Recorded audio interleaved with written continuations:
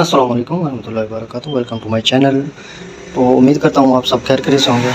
तो दोस्तों, आज की वीडियो में मैं आपसे जो अल्ट्रेशन शेयर करने जा रहा हूँ, ये मैंने खुद ट्रिक आजमाई है और इसको अल्ट्रेशन किया है।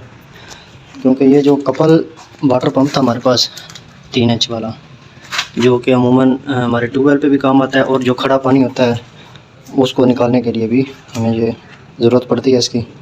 तो एक इस टाइप का था, ये देगी है, लोहे का है, और ये पंखा जो है वो बहुत मज़बूत है। और एक इसके और मुतबादल आता है सिल्वर बॉडी, जैसे जनरेटर होते हैं वो कपल होता है, वो भी चाइना का।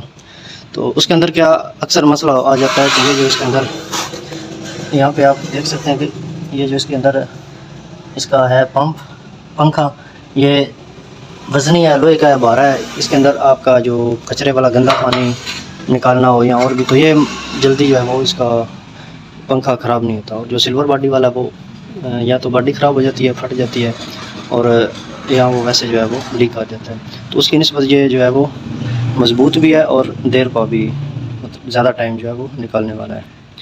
तो ये हमने जो है वो खराज से इसके अंदर जो है टूल लगवा के एक किली फिक्स करवा लिया है। और ये सवाल यहाँ पे ये आपका बनता है कि हमने ऐसा किया क्यों। तो ये क्रैंक आप देख सकते हैं।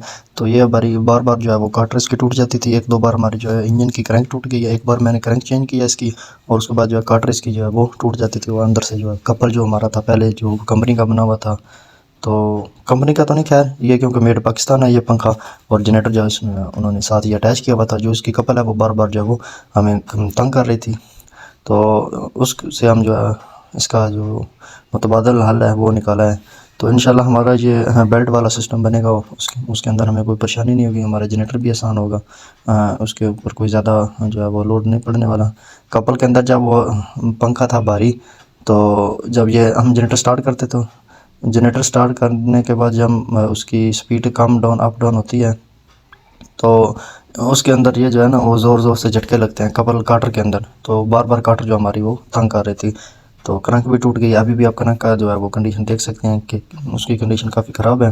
तो उसका मुतबादल हमने ये जो है इसका रास्ता, तो ये हमारी प्लेट जो है इसकी वो फालतू है, क्योंकि इसका हमने वज़न थोड़ा सा कम भी करना है। इसके मुतबादल हम इसका थोड़ा सा पाइप का फ्रेम बनाएंगे। ये वज़नी है, इसको साइड पे किया।